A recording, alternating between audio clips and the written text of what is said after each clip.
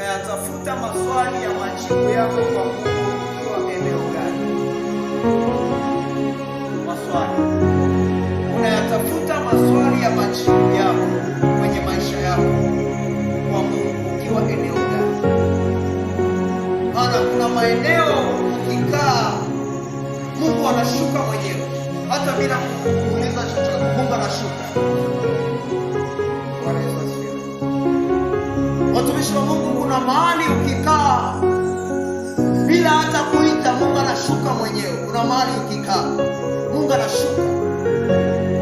Sasa ninauliza jioni ya leo, unamtafuta Mungu au unatafuta maswali ya majibu yako kwa Mungu ukiwa eneo gani? Maana kuna eneo ukikaa ukitulia, utamwona Mungu anakuja mwenyewe, anakuja kukuhudumia, anakuja kusema na wewe, anaachilia ulinzi. Ila ni maeneo gani ambapo umekaa? Watu wengi sana wamekaa nje na bustani ya Edeni, alafu wanatafuta majibu ya maswali yao kwa Mungu, na majibu hayatokei kwa sababu wako nje na uwepo wa Mungu. Unatafuta majibu ya maswali yako ukiwa kwenye eneo gani? Maana kuna mahali uko, lakini kuna mahali unatakiwa kusogea. Kuna mahali unahitaji kuona unaongezeka. Kuna mahali unahitaji kuona familia inastawi. Kuna mahali unahitaji kuona kihuduma unakuwa. Kuna mahali unahitaji kuona unaombea watu wengi wanafunguliwa. Kuna mahali unahitaji kuona watu wengi wanatoka kwenye magereza. Kwa macho yako unaona. Lakini sasa hivi vitu vyote unavyovitafuta kwa Mungu, unavitafuta ukiwa eneo gani?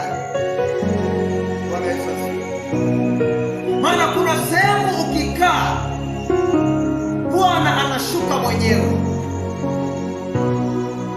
Mungu akasema, na tumfanye mtu kwa sura yetu, na tumfanye mtu kwa mfano wetu na kwa sura yetu, akatawale vitu vyote duniani. Lakini huyu mtu Mungu alipomtengeneza, akamweka ndani ya bustani ya Edeni. Alipomweka ndani ya bustani ya Edeni, ukisoma andiko, Biblia inasema Bwana akashuka wakati wa jioni wa jua kupunga. Twende tukaangalie Mwanzo, kitabu cha Mwanzo, ukianzia mstari mdogo, ukianzia sura ya 2 na mstari ule wa 8. Neno la Mungu linasema, kisha wakasikia sauti ya Bwana Mungu ikitembea bustani wakati wa jua kupunga. Adamu na mkewe wakajificha kati ya miti ya bustani, Bwana Mungu asiwaone. 9. Bwana Mungu akawaita Adamu, akamwambia, uko wapi? 10. Akasema, nalisikia sauti yako bustani, nikaogopa kwa kuwa mimi ni uchi, nikajificha. Bwana Yesu asifiwe. Anasema Bwana akaenda kutembelea ndani ya bustani ya Edeni, aangalie wanaendeleaje ndani ya bustani ya Edeni. Lakini Mungu alipofika ndani ya bustani ya Edeni hakuwaona.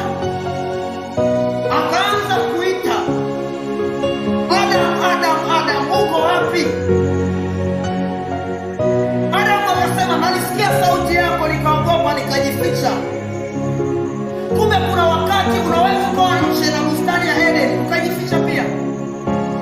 Maswali ambayo unayo unahitaji Mungu akujibu, majibu yasitokee, maana uko nje kwenye maagano yenye Mungu alikuweka ukae. Ni kitu gani ambacho kilimfanya Adamu akafichama?